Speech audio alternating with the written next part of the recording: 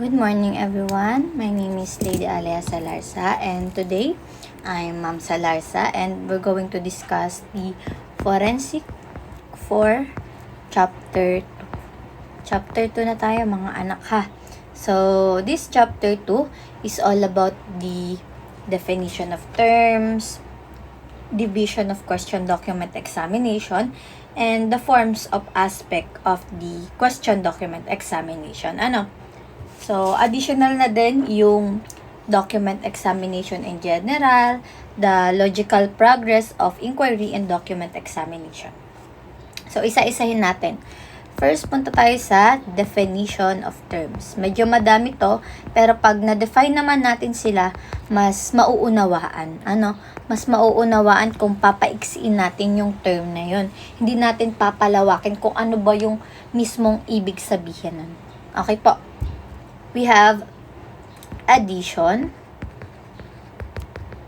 Addition, pag narinig niyo yung word na addition, it is any matter made a part of the document after its original preparation may be referred to as addition.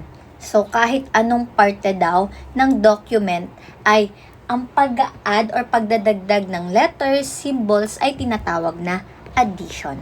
So, any matter made a part of the document after its original preparation. So, kunyari tapos na, nagawa mo na yung isang document. So, may nakalimutan ka. Yung pagdadagdag doon, yung ginagawa nating paglalagay or pag-i-insert ng additional word, letters, ayan. Or even symbols ha. Ang tawag doon ay addition. Simple lang kayang-kaya. Next, we have conclusion. Conclusion is a scientific conclusion result from relating observed facts by logical common sense, reasoning in accordance with established rules or laws. So, the document examiner's conclusion in legal term is referred to as opinion.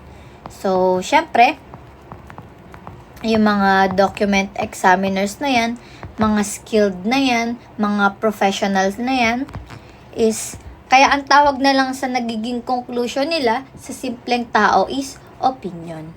Okay po. So, yung conclusion ay, ito din yung result, no? So, resulta ng, like, kunyari, nagkaroon ng investigation. So, therefore, iko-conclude na yun ni document examiner kung ano bang klaseng type of document ito, ganyan. In legal term is referred to as opinion. Kung tayo na simpleng tao lang and may nasabi tayo sa isang bagay, opinion natin yun. Pero kapag pag sinabing document examiners na yung conclusion nila in legal term ay tinatawag na opinion na lang nila. Okay? So, kumbaga common sense na lang. Ano po? Next, we have the document examiner. Ang dali na neto. Tinakal na din natin to sa chapter 1. Document examiner, the one who studies scientifically the details and elements of the documents in order to identify their source or to discover yung facts na nandun sa isang document. So, the document examiner are often referred to as handwriting identification expert. So, pwede rin silang tawagin na handwriting identification expert. May word na expert ha. Yun yung kanilang eksperto. But today, the work has outgrown. So, this latter title and involves other problems that merely the examination of handwriting.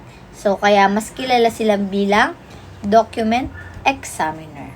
Okay po. They study the element of the document. So, they study. So, for short, they study the elements of the document. So, ano ba yung mga elements ng document? Yung mga pinagmulan nito, anong klase ito, at anong meron sa document, or yung disputed, or yung pinagtatalunan sa isang document. Okay po. Next, erasure. Napakadali lang nitong mga anak. Pag sinabing erasure, alam niya na ito. Ano? So, erasure is the removal of writings. Paggamit ng friction, or pagkuskus ng eraser, or even yung tape eraser, tsaka liquid, kasali din yun sa erasure. So, removal of writings. Typewriting or even yung sa printing, from a document is an erasure pa din. So, it may be accomplished by either of two means. Yun nga, yung chemical eradication in writing. So, with the use of chemical agents or bleach. So, pwedeng chemical eradication and yung mga liquid ink eradicator, kasali din dyan. O kaya, abrasive erasure. Or, abrasive erasure. So, this is where yung writing naman is by rubbing with a rubber eraser. Yun yung sinabi ko naman, So, yung scratching out, pati ng yung tinutuklap gamit ng mga matutulis na bagay. Kunyari yung papel, dahil walang pang-erase or dahil walang tape eraser o kaya liquid eraser, yung paggamit ng matutulis na bagay para tuklapin, kasali din po. Next is examination. Yan? Tanggalin lang natin yung parang may ruler. Ano ba tatanggalin mo ruler na to? Parang hindi siya natatanggal. Lagyan na lang natin dyan. So, next is examination. In examination, it is the act of making a close and critical study of any material with question document. So, it is a process, kung saan necessary to discover the facts about them. So, a various type are undertaken including the microscopic. So, pwedeng yung type ng examination para makita natin yung klase ng document is to microscopic, visual photographic,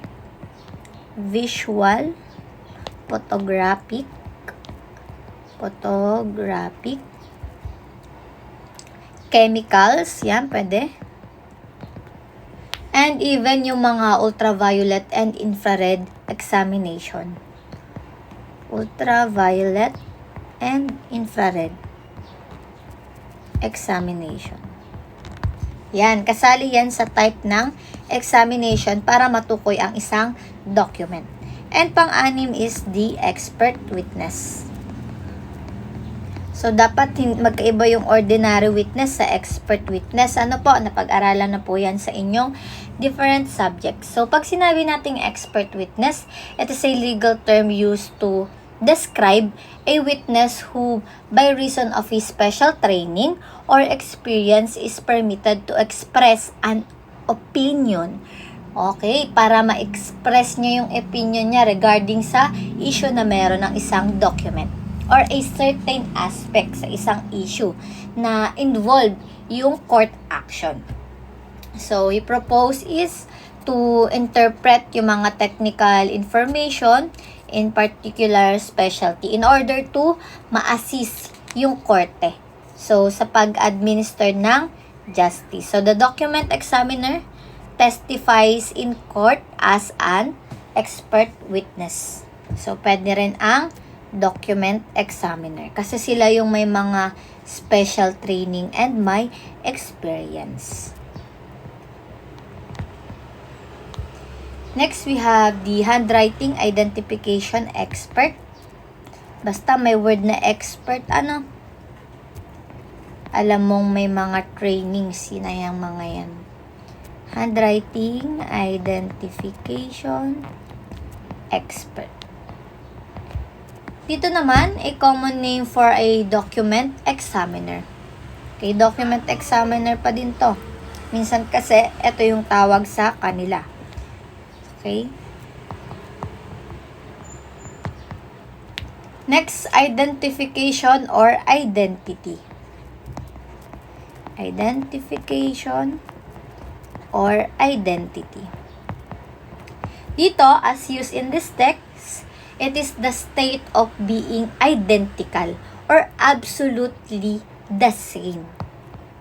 Okay, kaya nga mayroon tinatawag identical na twins. Same sila. As in similarity of the source, ayan, parehas. Pati yung authorship ng question document and ng standard document, parehas na parehas. Ang tawag doon ay identification or identity. 9 is the insertion. Insertion, may dinagdag ka or even addition, pero magkaiba yung insertion sa addition, ha? So, insertion or interlineation. So, a term insertion and interlineation include the addition of writing. Yun nga yung sinasabi ko. And other material between lines or paragraph. So, nasa gitna, nasa gitna or nasa middle ng lines. Kumbaga, ito yung original, biglang magsisingit ka dito between the lines or paragraph ng isang addition or even yung additional whole page ng document. Paragraph or additional whole page ng document. 'Di ba kagaya nung sa pag nagagawa tayo, 'di ba sa MS Word, nag-i-insert lang tayo ng mga blank page, So kunyari nakagawa ka na ito original, nag-insert ka. 'Yon. Insertion and interlineation pa din ang tawag doon. Okay po. At ang ating pang-10 ay ang non-identification. Kung dito same, edi syempre pag non, hindi parehas. Non-identification or non-identity. It is used in this text means that the source or the authorship of the compared question document and standard specimen is different. So magkaiba yung question document sa standard document. Yung standard document, yun yung original, yung pinagagayahan. Magkaiba sila. Ang tawag doon, non-identification. Pero kapag ang question document at yung standard document, yung original, at ito yung disputed na pinagtatalunan, pagpareha sila, ang tawag identification or identity. Okay po. Next, obliteration. Lagi ko rin sinasabi sa inyo na bawal ang obliteration pagdating sa mga exams. Obliteration is the blotting out or shearing over the writing to make the original invisible to as an addition. So, tandaan nyo lang yung word na blotting out or shearing. Obliteration na po yun. Okay po.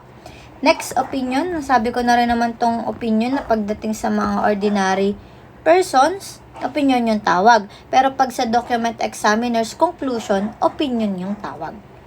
Okay? Kasi common sense na examiner sila. And yung conclusion nila, yung naging result nila sa pag-examine sa isang document. Opinion na lang po yung tawag. Okay? Document examiner's conclusion. Okay, wag malilito ha. Opinion and conclusion. So, mas isipin natin, baliwalain na lang muna natin yung ordinary person. Pasok na lang muna tayo sa document examiner conclusion. Means opinion. Opinion nila. Okay po. Next, the qualification. This is the last pagdating sa ating definition of terms. Qualification. Qualification is yung professional experience. So, hindi lang naman dito natin naririnig yung qualification. Even kapag nag-a-apply ka, di ba? Kailangan qualified ka muna bago ka matanggap. So, qualification means a professional experience. Di lang naman experience, even education, kasali din. Education and the ability of a document examiner. So, qualification ng ano ba to? Ng document examiner. Okay po. So, before he is permitted to testify, bago siya maging expert witness, so the court must rule that he is qualified in this field. Okay? So, next.